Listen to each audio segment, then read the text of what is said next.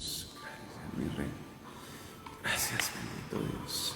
Que el Señor les bendiga esta mañana, que la presencia de Dios repose en nuestras vidas, que sea el Señor confortando y dándonos esa fortaleza espiritual que necesitamos en el día a día, que requerimos cada momento y cada circunstancia de nuestro ser. Hoy damos gloria a Dios una vez más, damos gracias al Señor por todo lo que Dios hace en nuestro ser, porque su misericordia se conserva entre nosotros, permanece entre nosotros, y hoy es una oportunidad maravillosa encontrar en Dios la paz, encontrar en Dios la presencia. Hablemos de restitución. Restituir es arreglar aquello que se dañó por una otra razón. Es tener en cuenta que cuando nos equivocamos debemos arreglar las condiciones, las situaciones, mejorarlas. Dios nos da una oportunidad plenamente a nosotros. Allí debemos caminar con el Señor, allí debemos ser conscientes clara y directamente de esa necesidad muchas veces de que si nos equivocamos y fallamos, debemos arreglar esas condiciones de la mano de nuestro Dios, arreglar esas condiciones y mejorarlas en cada una de las circunstancias que nosotros vivimos, que enfrentamos, que pasamos como tal, para que lo tengamos en cuenta. Vamos a orar esta mañana delante de Dios. Vamos a ponerle en su presencia, papá. Gracias, mi Dios, Señor. Estamos hoy aquí una vez más, bendito Dios del cielo, Señor, reconociendo que eres tú nuestro Dios, reconociendo que tú eres Dios fiel, maravilloso, poderoso, eterno, Padre. Reconociendo esta mañana, Señor, que no hay Dios como tú, que no hay quien pueda hacer las obras tan especiales, grandiosas, sobrenaturales, maravillosas, como las haces tú, Señor. Que no hay Dios que pueda hacer, Señor, Dios mío, tus maravillas y bondad, tus maravillas y gloria, tu maravilla y santidad. Bendito Dios de los cielos, Señor.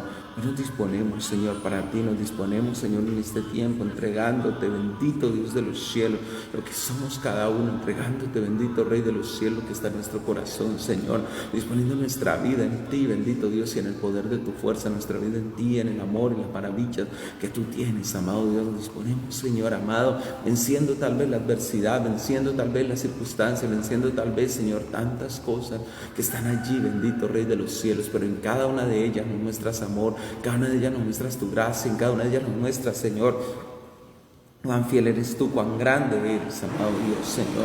Gracias, Dios mío, porque esa fidelidad continúa, permanece, está allí, Señor, sosteniendo y sustentando en nuestros corazones, sosteniendo y sustentando en nuestras vidas, sosteniendo y sustentando en nuestro ser, Señor.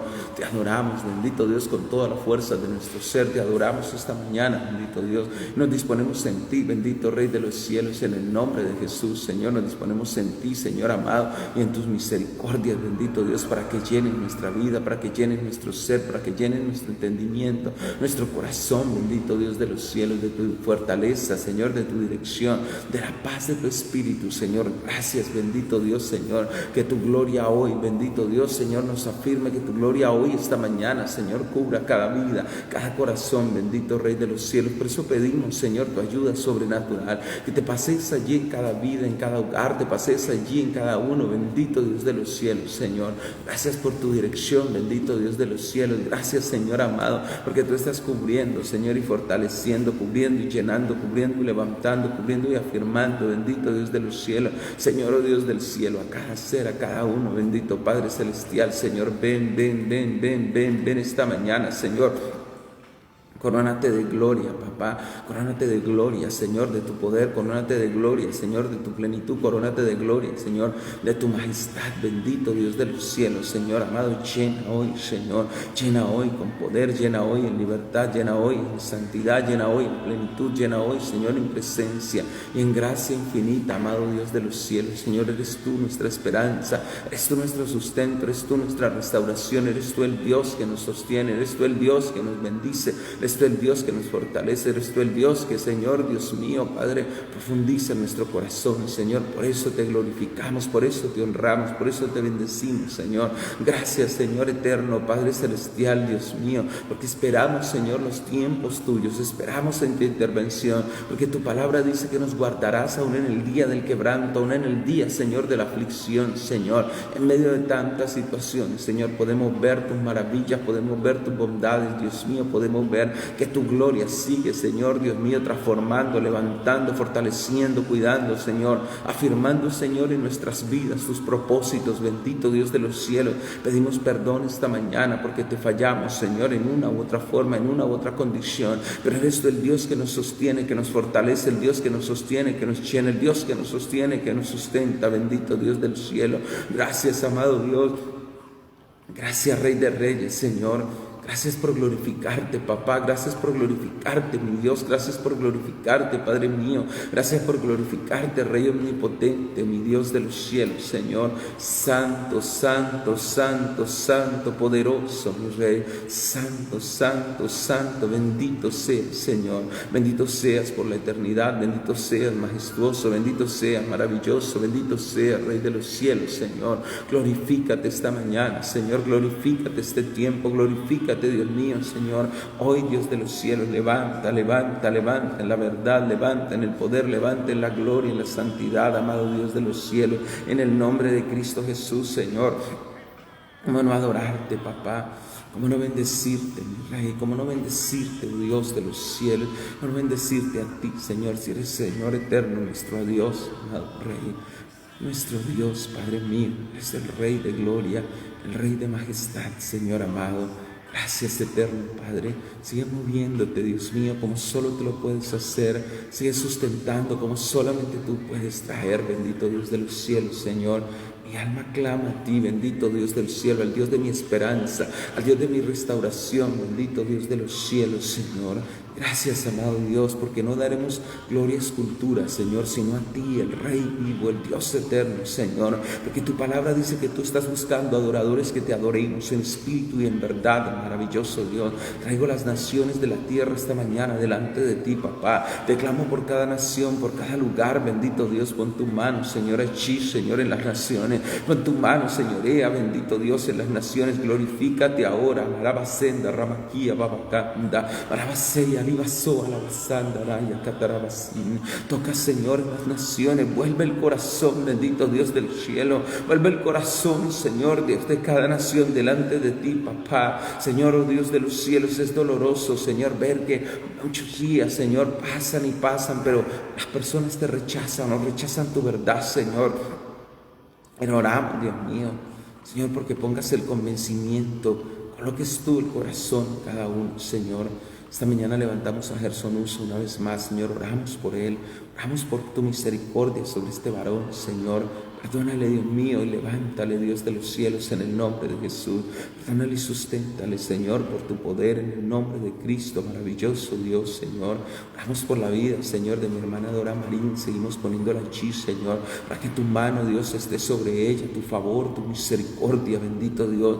Gracias por sostener a tu hija, por sanarle, Señor, por sustentarle, por sustentar su casa, su hogar, Señor, sobre la vida de mi hermano Luis Fontal. Oramos esta mañana, Señor, cúbrele con tu poder, cúbrele con tu unción, bendito Dios del cielo, sobre la vida del Señor, Dios de la gloria, de Jorge Ricaurte. Oramos por él, Señor, sobre la vida de Ruth Bastidas, amado Dios, cúbrele, Señor, sobre la vida de Olga San Clemente, Víctor Sarria. Oramos por ellos, amado Dios, poniéndolos delante de ti, papá.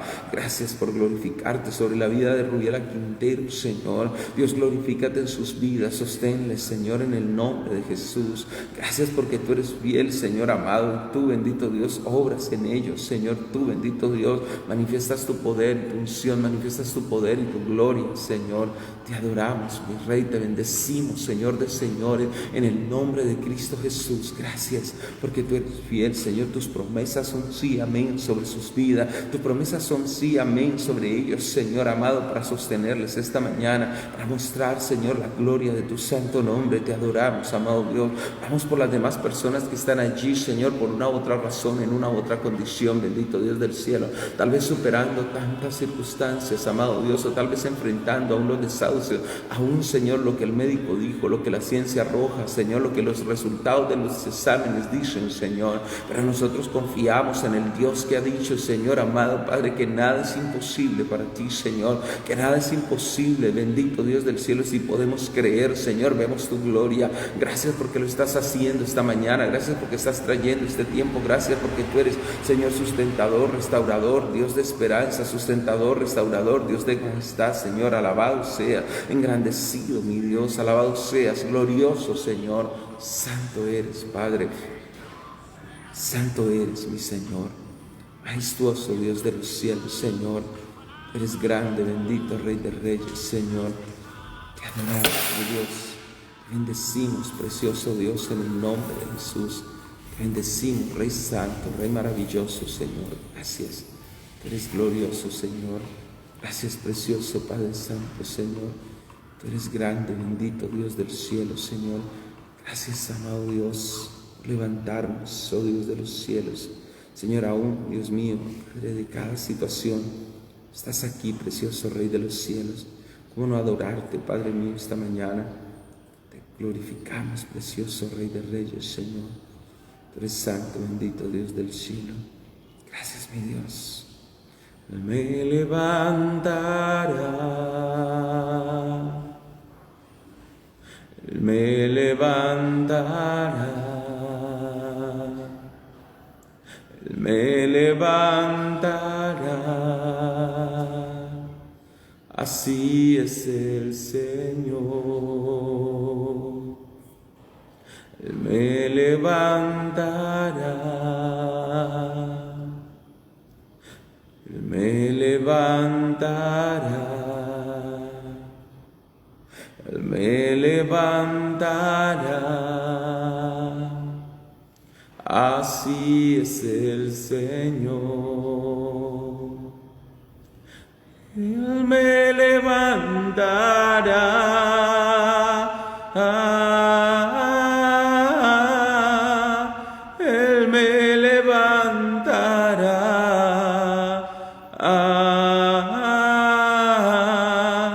En sus brazos me sostendrá.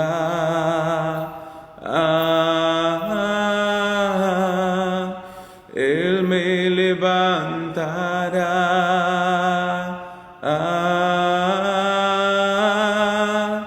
Él me levantará.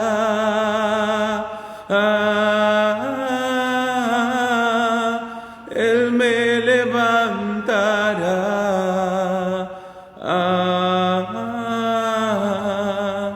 En sus brazos me sostendrá.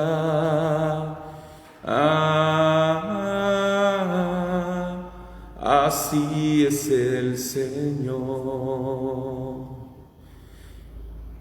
Me fortalecerá. Me fortalecerá. Me fortalecerá, así es el Señor. Me fortalecerá, me fortalecerá,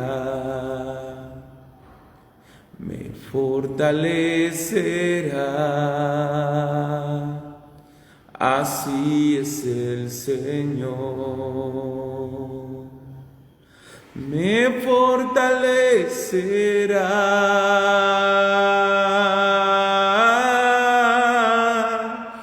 Me fortalecerá.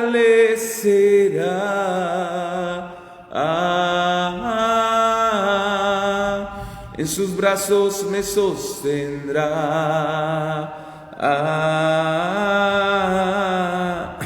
Me fortalecerá,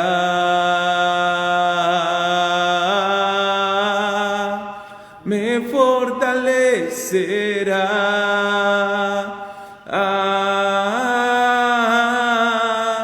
me fortalecerá.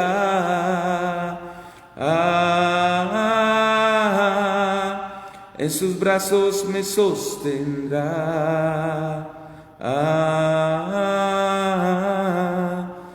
Me fortalecerá.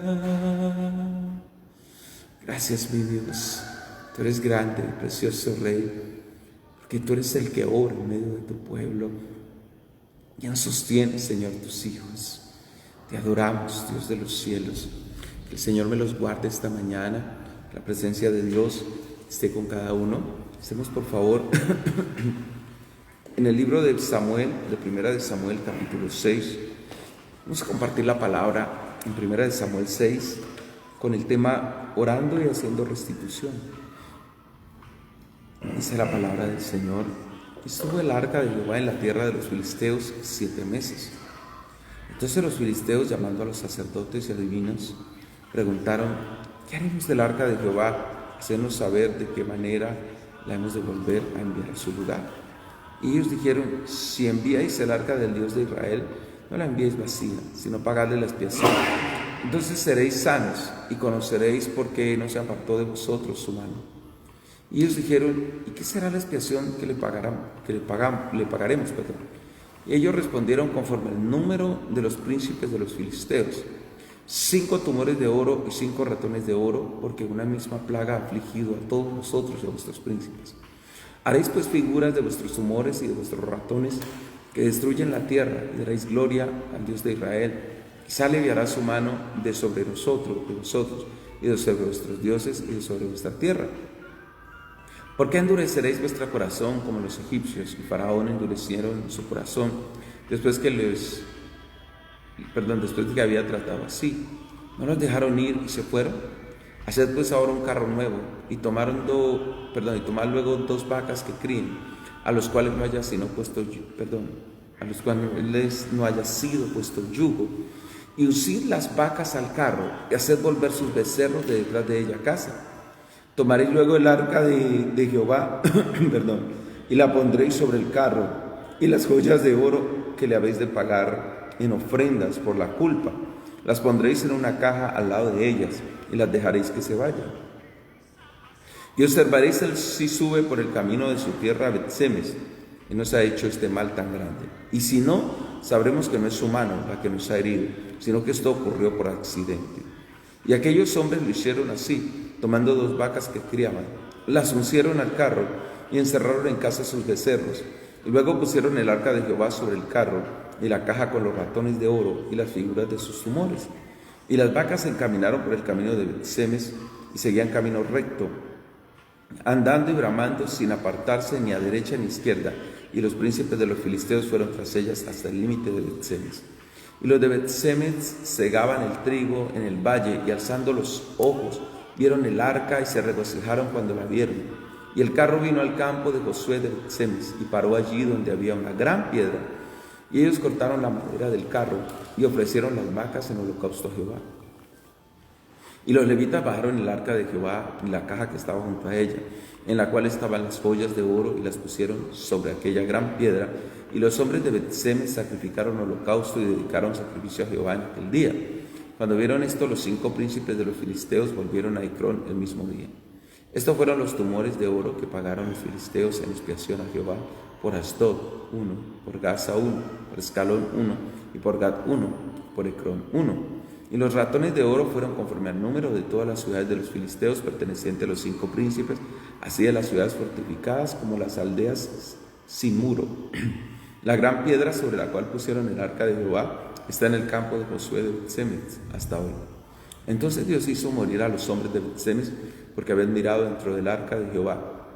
Hizo morir del pueblo a 50,070 hombres, y lloró el pueblo porque Jehová le había herido con tan gran mortandad. Y dijeron los de Bet-Semes: ¿quién podrá estar delante de Jehová, el Dios santo? ¿A quién subirá desde nosotros? Y enviaron mensajeros a los habitantes de Kiriat-Jearim, diciendo: los filisteos han devuelto el arca de Jehová, descended pues y llevadla a vosotros. Papá, gracias, Señor. Te glorificamos este tiempo, Papito Santo. Gracias, maravilloso Dios, porque estás aquí, Señor amado. Dios, gracias por tu palabra. Gracias por tu bondad, por esta mañana hablar a nuestro corazón, orientar y guiar nuestro ser, nuestra vida. Bendito Dios, en tus propósitos. Te damos loor, te damos alabanza y honra por siempre y para siempre, Señor, Dios mío, en tu fidelidad y en tu amor, tus maravillas y bondad, Señor amado, por guiar nuestro corazón, Señor, en Cristo Jesús. Amén, mi Dios, y amén. Bueno, gloria a Dios. Como les decía, nuestro tema se titula Orando y haciendo restitución. ¿Qué sucede? Los filisteos, como decíamos, fue una forma de llamado de parte de Dios, cada uno de los procesos uno a uno llevados allí. Cada una de las cosas que Dios permitió era que el pueblo, el propósito era que se volvieran a Dios. Cuando los propósitos nacen en Dios es un llamado a nuestras vidas. Pero ¿qué pasa cuando nosotros muchas veces no somos atentos al llamado de Dios? Cuando somos rebeldes, nos vamos a encontrar de frente, entonces que las cosas se van a agravar, van a dañar muchas veces al punto. Ahora, ¿qué hicieron los filisteos? Dijeron: nosotros sospechamos que esto lo hizo Jehová, el Dios de los hebreos. Pero sin embargo, convocaron exactamente. Ahora, la Biblia dice que estuvo el arca 7 meses allá. No dice, wow, si era tanto el problema, ¿por qué esperar tanto tiempo? ¿Por qué esperar tantas circunstancias? Lógico, porque pasaron de un lugar a otro. Porque querían, pues siempre la visita fue en 3 ciudades. De las 5 ciudades de los filisteos, la distribución estuvo por 3 de ellas. Entonces siempre la demora de un lado a otro, mientras confirmaban si era cierto o no. Y usted sabe el proceso. Muchas veces la gente dice: no, eso no es cierto realmente. Mientras uno vive alguna situación, a uno le parece que lo que pasó en otros lugares, eso a la verdad no es real. O sea, uno puede escuchar noticias de lo que está pasando en otro país, pero mientras no pasen, uno dice: no, eso es por allá donde ellos, que esa gente es mala, o por allá donde ellos que viven situaciones así como esa, pero por acá no, por acá eso no se ve. Pero a la postre, cuando nos llega ahí enfrente, cuando viene frente a nosotros, wow, nos sorprendemos de las circunstancias, nos sorprendemos de situaciones como estas tan terribles. Pero sabe que en medio de esto, nosotros tenemos que ser conscientes, clara y directamente, como aunque las cosas llegan a ese nivel, nosotros debemos de buscar a Dios antes. Ahora, estos vivieron 7 meses entre, como dice, parecen los procesos jurídicos de algunas naciones y de algunos lugares no muy lejos. Le dice uno: Dios mío, ¿por qué se demoran tanto?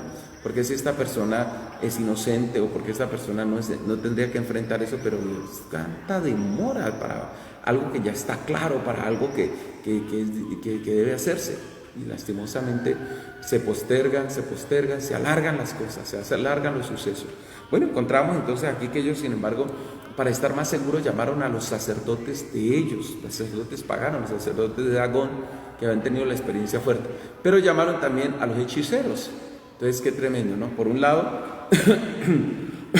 aunque estaban muy ligados, porque la adoración a Dagón incluía rituales de hechicería, algunos que tenían como oficiales y los extraoficiales en medio de esto, y los pusieron a disertar sobre qué hacer, cómo ellos devolverían el arca. Sabemos que tenemos que devolver el arca, pero ¿cómo vamos a hacer? Es decir, queremos una ilustración, queremos una dirección, queremos las cosas. ¿Cómo se va a hacer en medio de estas cosas? Entonces, esto les dijeron: bueno, para poder hacer la expiación hay que hacer una restitución.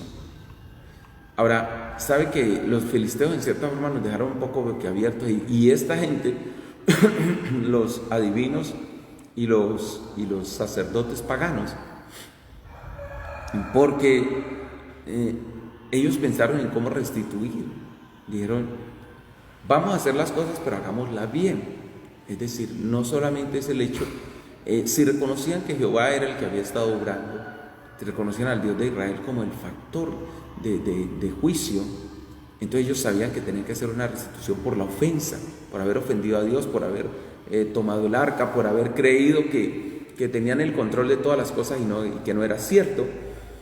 En cierta forma ellos dijeron: la única solución entonces es que nosotros enfrentemos estas cosas y que lo hagamos correctamente. Vamos a hacerlo como debe hacerse. Y bueno, diseñaron entonces una expiación conforme al número de príncipes y conforme al número de ciudades principales que ellos tenían. La Biblia dice como tal que entonces ellos dijeron: no vamos a enviar el arca vacía, no. Parece la costumbre de algunos lugares que cuando se enviaba algún alimento en una vasija, la gente decía: no, pero la vasija no se puede volver vacía. Entonces mandaban también un alimento de regreso, y era una costumbre. Yo me acuerdo hace unos años, era una costumbre. Hoy en día muchas veces tiene uno que pelear, muchas veces para que le devuelvan la vasija.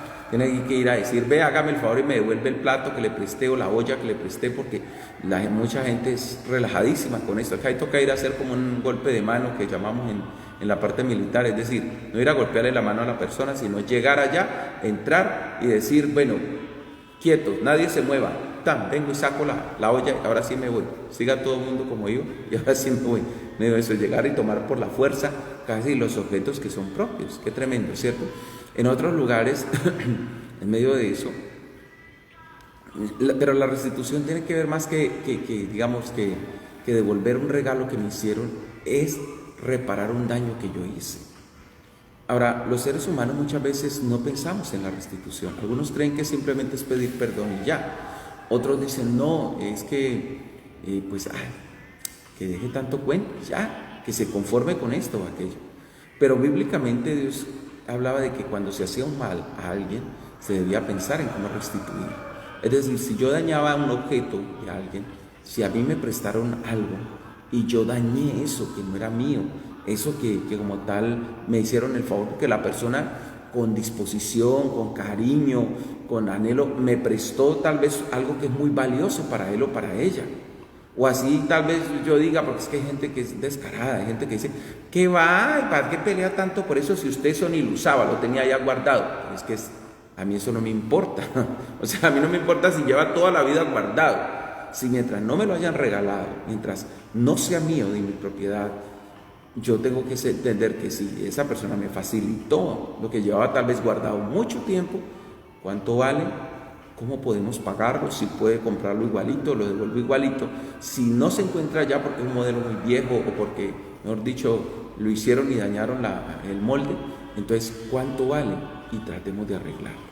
Y hasta en lo que a mí cabe, yo debo hacer restitución. Uno mira con tristeza a muchos cristianos que para hacer restitución son malos.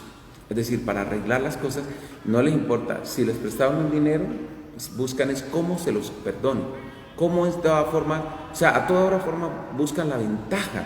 Buscan cómo, no es que yo miro a ver si él me perdona esa deuda.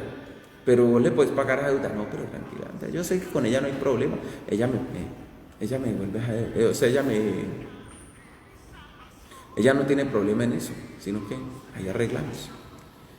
O si es otra situación, por ejemplo, como en qué sentido, como que muchas veces dañó, entonces no vuelva por allá, no le vuelva a hablar, no le corta camino donde está y no piensan cómo hacer restitución. Y eso sí que rompe relaciones, el hecho de que muchas veces las personas no hacen restitución en las cosas. Ahora, cuando yo ofendo a alguien, también lo ideal es que yo pida perdón. Una persona se conforma con que si me vuelve a hablar bien y si no también, yo quiero a poner a matarme la cabeza. No, bíblicamente, mire, los filisteos mostraron más respeto por Dios en cierta forma. Ahora ellos querían descartar un arrepentimiento innecesario, es decir, me llama la atención esa parte cuando estudiaba esta palabra, porque dijeron, bueno, ¿qué tal si nosotros hacemos todo esto, compramos un carro nuevo, hacemos un carro nuevo, organizamos unas vacas que nunca hayan sido uncidas y que estén recién paridas, y arreglamos todo esto y ponemos un tributo, por así decirlo, porque eran los ratones de oro y los tumores de oro que representarían las plagas que estaban viviendo ellos? Fuere que por un lado hubiera plaga de ratas, por otro lado hubiera también la peste bubónica, que normalmente los tumores representaban eso, como hablábamos ayer, los problemas de la hinchazón de los ganglios linfáticos. Entonces, imagínense el proceso allí tan fuerte. O sea, ellos dijeron, no, ¿y qué tal que después eso no sea cierto? Eso es casi como la gente que dice, no, ¿y qué tal que yo me guarde para Dios y verdaderamente me arrepiente y yo deje de ser un promiscuo, una promiscua, yo deje de andar con uno con otro, deje de hacer cosas malas y resulta que a la postre de todas formas me pierda? Entonces, no, pues yo sigo haciendo mi vida como iba. Los filisteos quisieron como descartar ese arrepentimiento innecesario. Entonces para eso pusieron como una especie de traba en las cosas. ¿Y traba por qué? Porque por un lado, bueno, la carreta al fin y al cabo se conseguiría, pero pensemos por un momento, 2 vacas con unas características esenciales, recién paridas. Imagínense el problema si un animal recién parido de por sí tiene una capacidad de celo y de enojo que hasta para acercárselo es un problema. Ahora, nunca habían sido uncidas, es decir, nunca se les había puesto un aparejo para que arrastraran una carreta. cuando un animal nunca ha sido uncido, un animal indómito. No, eso mejor dicho, es muy difícil hacerlas andar. Y hacerlas andar al compás, no, cada una tira por su lado. Listo, el yugo las mantiene sujetas para avanzar por donde debe ser, pero no tomarían el camino juntas. Es decir, de la misma rebeldía del animal porque no ha sido domado, tiran a la derecha o tiran a la izquierda, pero no se van de frente. Entonces, poner todo este tipo de pruebas eran en cierta forma que ellos querían tener en claro que había sido Jehová el que los había afligido. Ahora, ¿por qué Dios lo permite? Porque Dios es santo. Nosotros no podemos pensar que Dios es un viejito bonachón, cachetoncito, cachetirrosado, como quieren hacer ver con Papá Noel, un viejito que a todos el niño le jalan la barba y él les concede regalos, y no importa, te portaste mal todo el año, pero tranquilo que te doy tu regalito. Esa es una imagen distorsionada del verdadero Dios. O sea, Dios no tiene nada que ver con Santa Claus o Papá Noel, como lo quieran llamar. En nada. Este es un mito que se ha hecho por muchos años. Se le ha aplicado tanto Santa Claus como el espíritu de la Navidad. Son dos mitos abiertamente que se colocaron, que distorsionaron la verdadera historia, que le dio sentido a la Navidad, que es el nacimiento del Señor Jesús. Es más, en esos tiempos ni se tocan. En esos tiempos lo que se muestra es que la gente anda diciendo, ¡jo, jo, jo! ¡Feliz Navidad! Y se ponen un gorro rojo. Y cambiaron directamente todo lo que verdaderamente era real. O sea, el sentido de la Navidad no es simplemente que me doy regalos para aquí y para allá, que le doy regalo a un niño pobre, que como natilla, que como buñuelo. El sentido de la Navidad nunca tuvo esa razón y propósito. Fue el nacimiento del Hijo de Dios, o la encarnación del Hijo de Dios, porque Cristo ha sido siempre la encarnación del Hijo de Dios como tal, y cómo vendría a morir por los pecadores. Pero la gente le cambió el sentido. Listo, es una época bonita, la gente empieza a arreglar la casa, en cómo organizar cosas, inclusive en tener aún trasfondos de cosas que no son bíblicas, ¿no?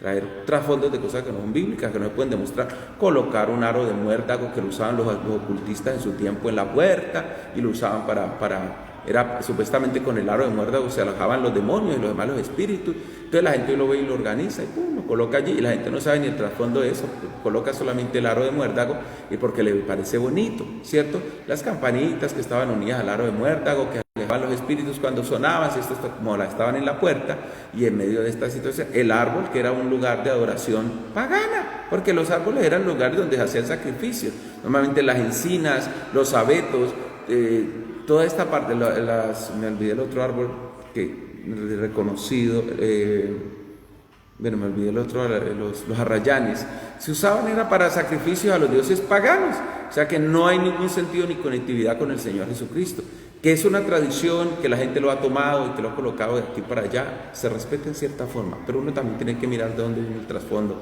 de las cosas, porque en ocasiones termina celebrando cosas que tienen un trasfondo maligno, y que como tal uno simplemente las ha cristianizado. Y algunos dicen, no, pero es que ¿cómo así? Es que ¿cómo? No, yo quiero. Listo, organice la casa, píntela bien bonita, pero sepa también en ocasiones que hay cosas que muchas veces las estamos haciendo simplemente porque las vimos y nacimos allí donde estaban haciéndolas, y en ocasiones tienen un trasfondo que no es del todo, no tiene una conexión bíblica, ni siquiera con el Señor, muy distante y muy alejada del Señor, abiertamente muy indirecta y así por el estilo. Entonces la bota que se pone en tal lado era la bota que dejaban para que Santa Claus la viera ahí, la perdida, y pum, le colocaran el regalito y cosas por el estilo. Yo creo que más autóctono, yo decía más, le digo a la gente cuando decora, pues coloque un manjar blanco, que eso es más natural de por acá, coloque una natilla, unos buñuelos, que es como lo nuestro. No, por acá ni nieve cae, pero la gente decora con nieve. Se volvió más de la tradición de los países donde cae nieve abiertamente en eso. Ahora, el sentido de esto, como decíamos, de la restitución, tiene como el propósito que nosotros entendamos el hecho de lo que tendría que pagarse un día, o que se haría exactamente, que Dios haría por nosotros. Colocar entonces las dos famosas vacas, que nunca hubieran sido uncidas, era un desafío, porque esos animales no avanzarían. Ahora, aparte de eso, tenían terneros, y terneros bramando, pues, porque problema. Y usted sabe que un animal, si un ser humano, nosotros como ser humano no queremos nada, que toque nada con nuestros hijos, imagínense un animal en medio de esto irracional en cierta forma, el problema que se generaría. Ellos dieron una carreta nueva, se coloca el arca. Esa no era la forma como se debía transportar el arca, nunca, mejor dicho, nunca se debía haber hecho una situación de eso. Pero entendemos que los filisteos eran gente pagana, que no conocía a Dios. Querían era certificar y lo pensaron a su manera. Ahora, ¿por qué Dios no los destruyó de isofacto? Dios les dio como una oportunidad, porque ellos pusieron en su corazón un tipo de prueba y de señal como para entender. Dijeron, la señal que se coloca en medio de esto, queremos nosotros saber abiertamente si esa señal verdaderamente, si esto viene de Dios. Esto es real, viene de Dios, entonces pum. Y en la dichosa señal, creyendo que venía de Dios, entonces ¿qué hicieron ellos? Pusieron cosas o sea, que no tenían una lógica, que por lógica, si nosotros lo miramos desde la parte lógica y en lo natural, pensemos esto, las 2 vacas recién paridas, ellas no se iban a apartar de sus terneros, más esto bramando detrás, sería una fuerza que los movería hacia atrás de la nada.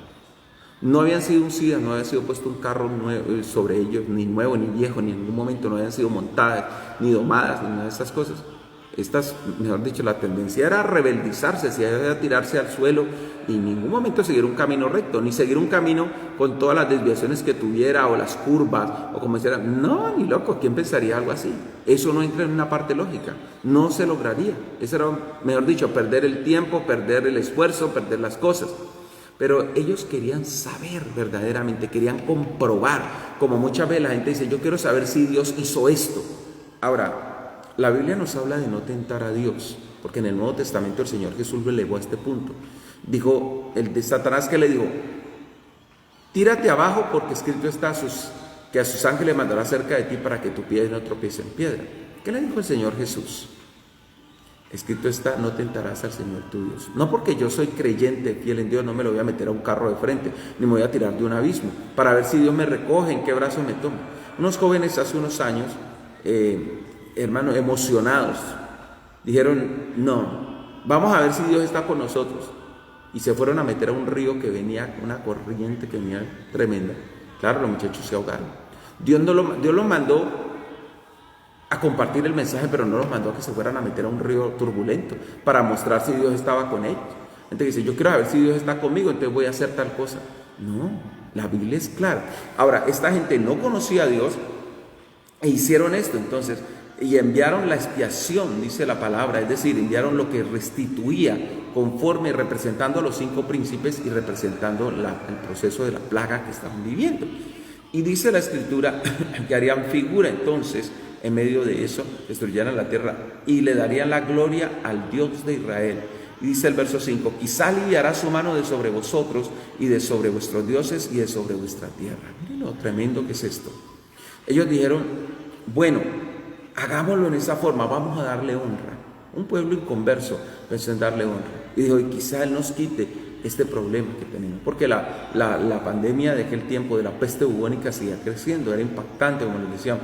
Y si a nosotros en esto del coronavirus, cuando se veían caer a estas cosas, por la razón que sea que se dice que fuera por las antenas 5G o por el efecto primario del virus, era impactante ver caer a alguien.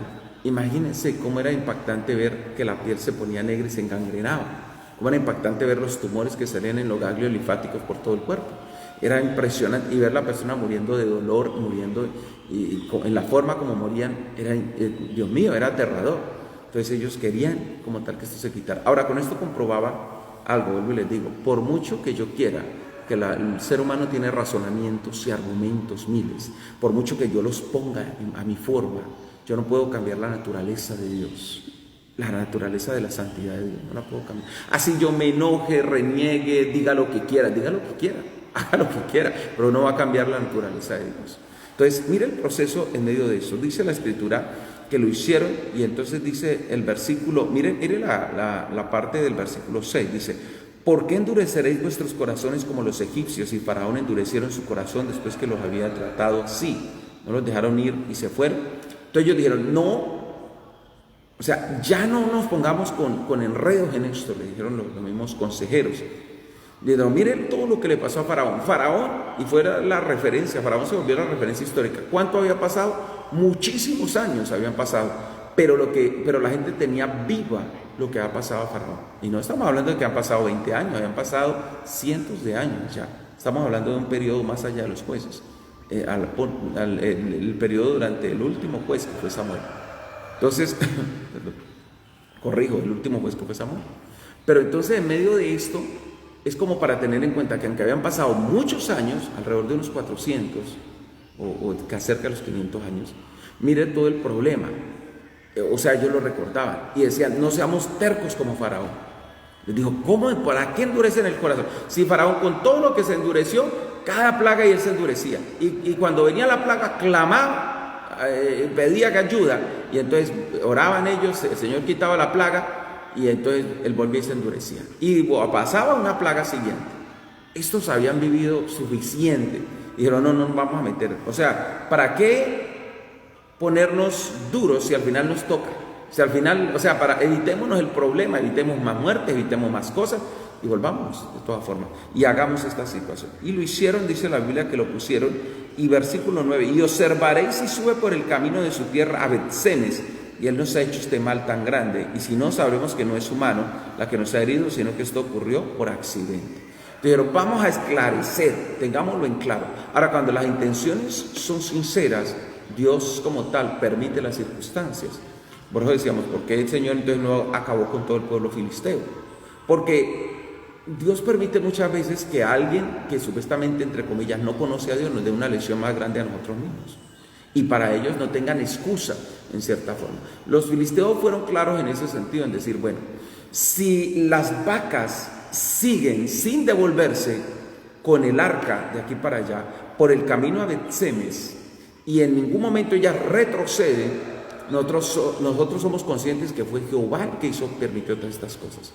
Pero si ellas cogen para otro camino, o toman ni siquiera se devuelven, o van a otro lado, no avanzan, entonces, como tal, esto fue un accidente. Ahora, las probabilidades de que eso pasaran eran una en un millón, por así decirlo, porque eran más, es decir, ellos pusieron más trabas a las cosas, como para evitar el arrepentimiento innecesario, ¿cierto?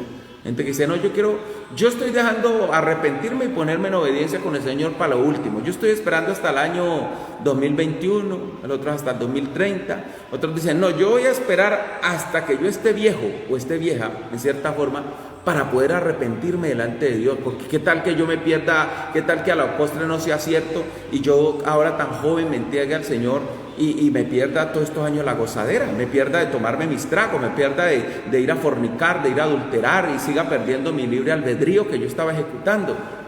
¿Y qué tal que te mueras en medio de eso y te vayas a la condenación?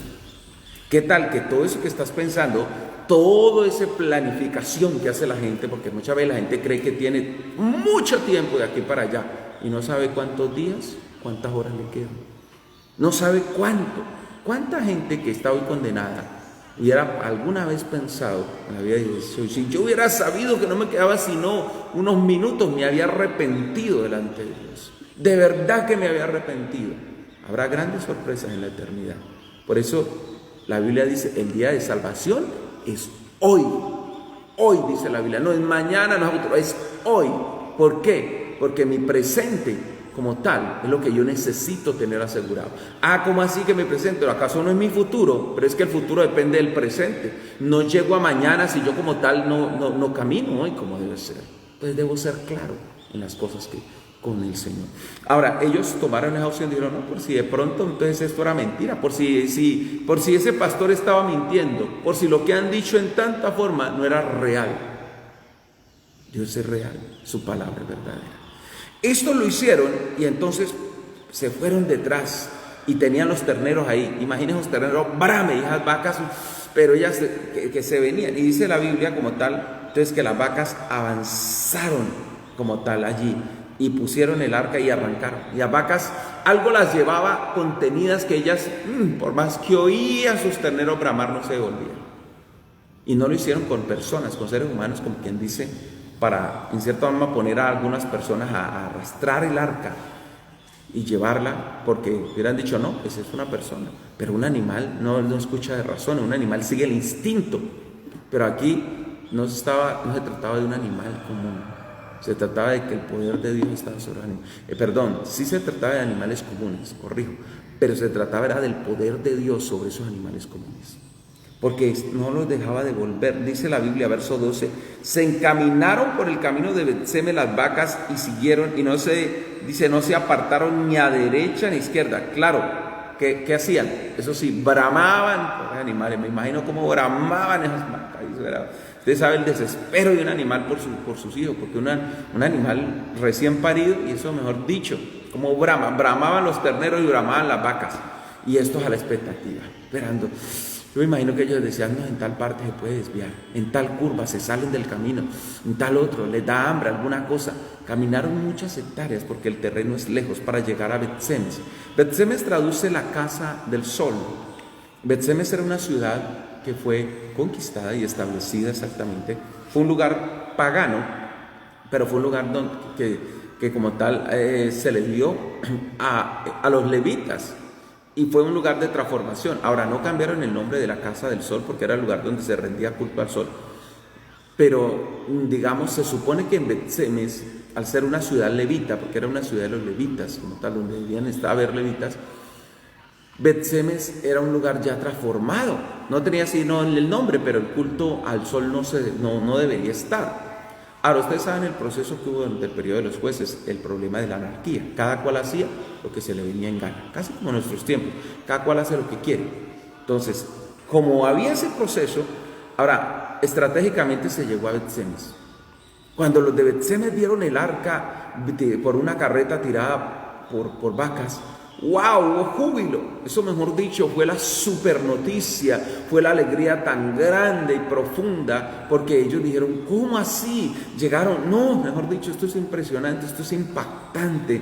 En medio de eso, y les generó una alegría, dice la Biblia, que se regocijaron, se alegraron, y vino el arca precisamente al campo de Josué, allí, no de Josué libertador, sino de Josué, en Bet-Semes, y se colocó en ese lugar contra una roca que había, y allí quedó.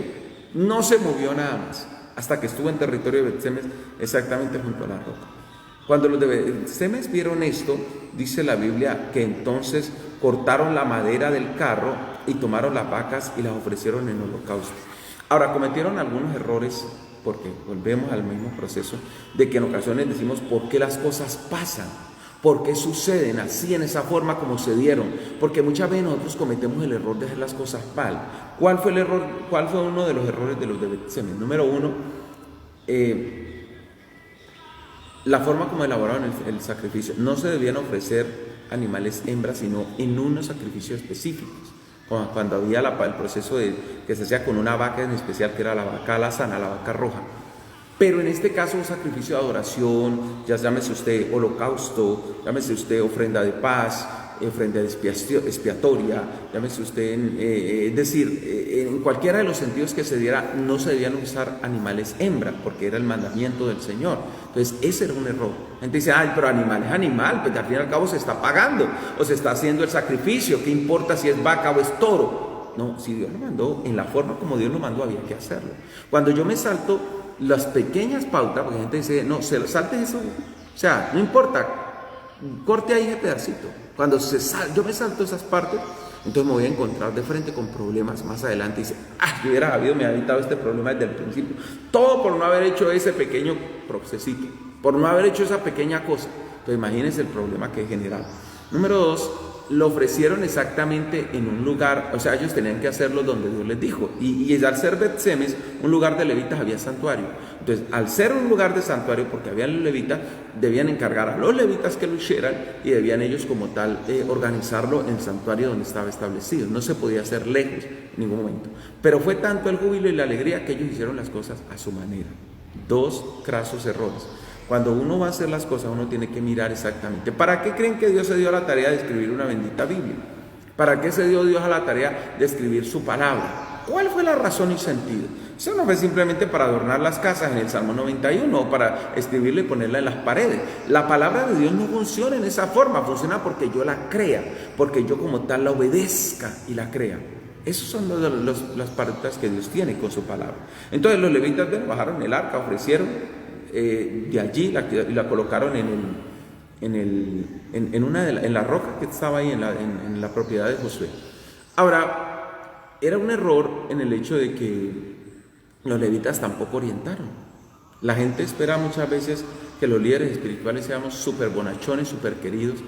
Sí, nosotros no podemos ser gente que a toda hora tiene el rostro así, y a toda hora está señalando, y a toda hora está lanzando un rayo sobre la gente. No, créame que somos seres humanos con las mismas circunstancias, y los que nos conocen saben, vivimos, enfrentamos las mismas situaciones, pero cuando se trata de la verdad tenemos que decirle la verdad a la gente. Así la gente se moleste, se enoje, se ofenda. ¿Por qué? ¿Y usted por qué está tocando esta parte, pastor? ¿Por qué habla de estas situaciones?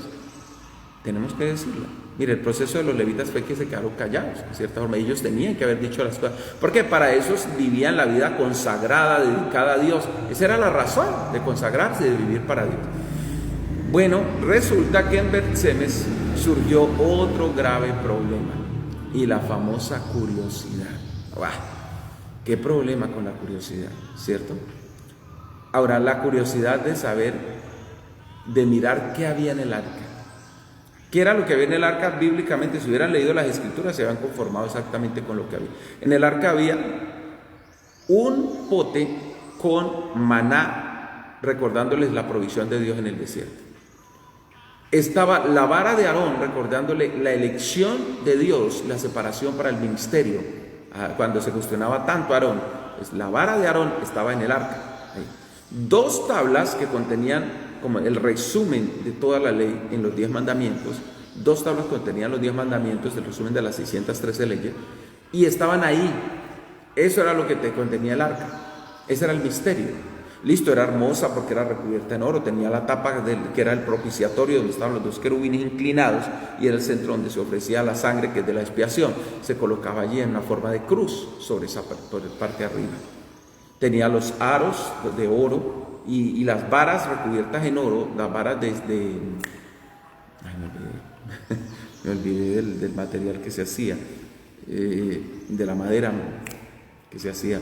Cedro, las varas de cedro recubiertas en oro, donde se metía y donde los sacerdotes tenían que llevarla aquí sobre sus hombros.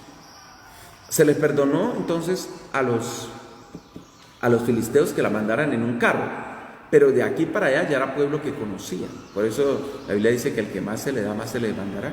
O sea, porque el que sin conocer, imagínense esto, hicieron más. Ahora los de Bet-Semes les entró la curiosidad. Y entonces dijeron, no, y nosotros queremos ver qué hay en el arca. Y ahí, pero ahí está el arca, mírala tan bonita, uy, qué bueno, qué chévere que tenemos el arca. Del júbilo pasaron a matar curiosidad. ¿Usted sabe cuánta gente se ha matado por la curiosidad?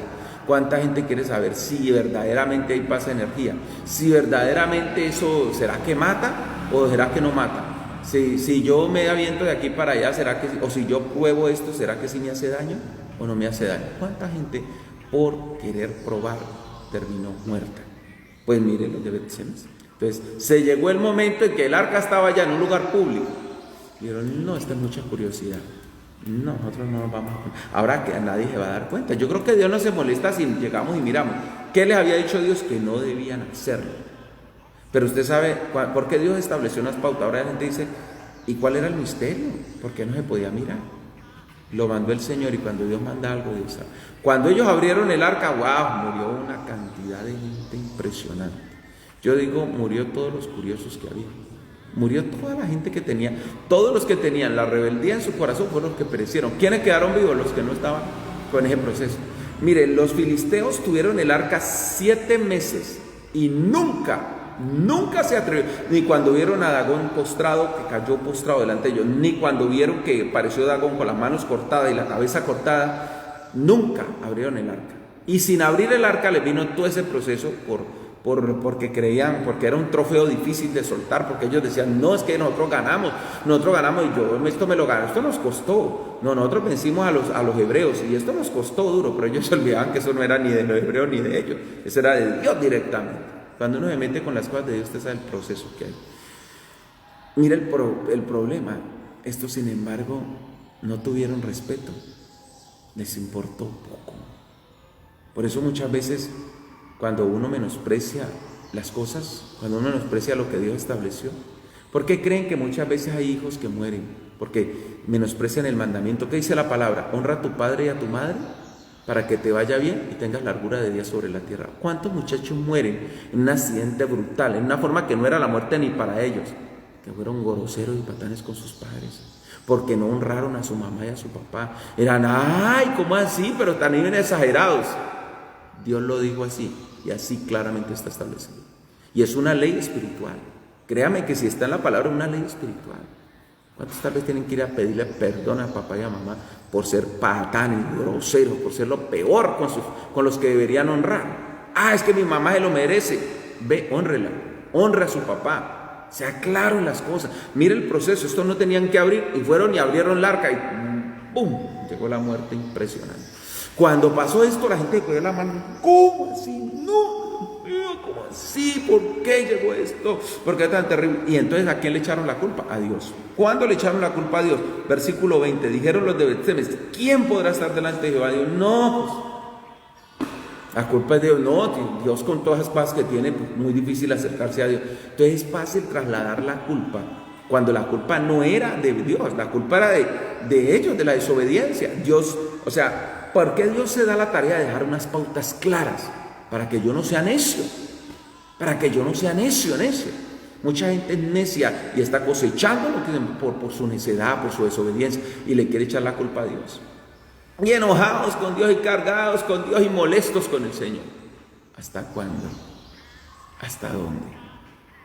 Estos de una le trasladaron la culpa a Dios. Dijo, ¿quién subirá desde nosotros? Y mejor dicho, no, con Dios no se puede, Dios exige mucho. No, mejor dicho, ¿eso para qué? ¿Para qué matarnos a la cabeza de andar con Dios si con Dios no se puede?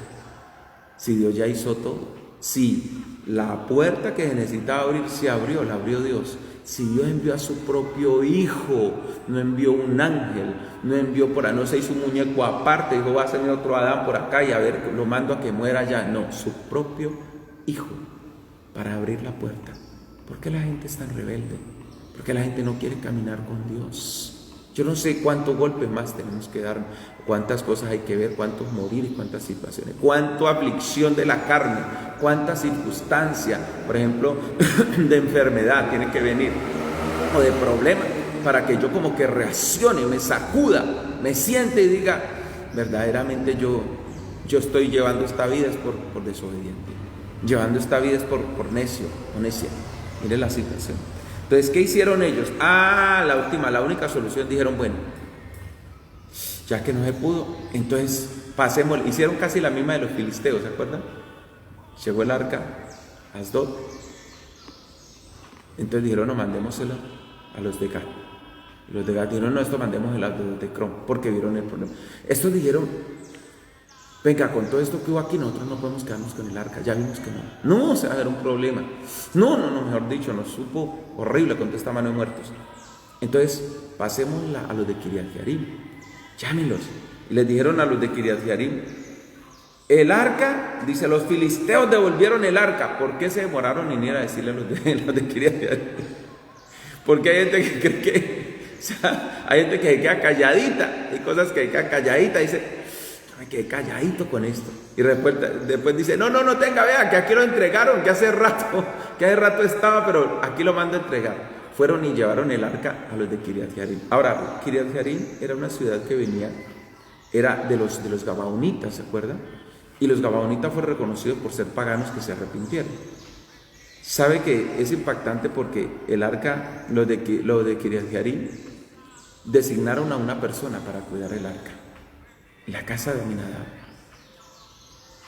Y cuando la designaron, ellos, o sea, fueron más reverentes y respetuosos.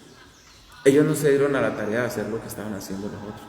Y cuando una persona viola la ley de Dios, viola y se rebeldiza, ya ve, recibe golpes tan fuertes y después dice, mire, y a estos como no les fue así como a mí, o por qué no pasó esta situación, que tal vez estoy metido en algo que no debería. Vamos a orar, porque tal vez he sido rebelde en lo que no debería haber sido rebelde. Papá, gracias. Yo te pido, Dios mío, por cada vida esta mañana. Tal vez hemos actuado mal, Señor. Hemos herido y ofendido, primeramente a ti, a muchas personas. Y es necesario hacer Señor, una restitución. Ayúdanos esta mañana a arreglar las cosas. Si hay que ir y pedir perdón, Señor, Dios, coloca el corazón de tus hijos, que vamos a hacer restitución, que vamos y pidamos perdón. Si hay que pagar cuentas, cosas que se dañaron, Ayúdanos, Señor, a ir a arreglar como testimonio, como clara señal de un arrepentimiento, de una transformación. Los filisteos dieron un bofetón al pueblo de Israel, porque estos tuvieron más respeto y reverencia, Señor, que los que conocían. Estos sin conocer fueron más reverentes, con todas las señales que pusieron, con todos los pretextos en cierta forma. De todas formas, Señor, tú les escuchaste y tú oíste la forma en cómo ellos lo hicieron, Señor, y fueron más reverentes. Ayúdanos como pueblo tuyo, bendito Dios de la gloria, a entender, Señor, que si hacemos las cosas mal, no esperemos buenos resultados. Que si somos negligentes, no esperemos buenos resultados. Que tenemos que aprender de las situaciones, aprender de las circunstancias, aprender, Señor, de los errores, para no repetirlos, no caer en lo mismo, no seguir enredándonos y dándonos golpes en tantas circunstancias y situaciones. Papá, guíanos. Aquí está tu pueblo esta mañana.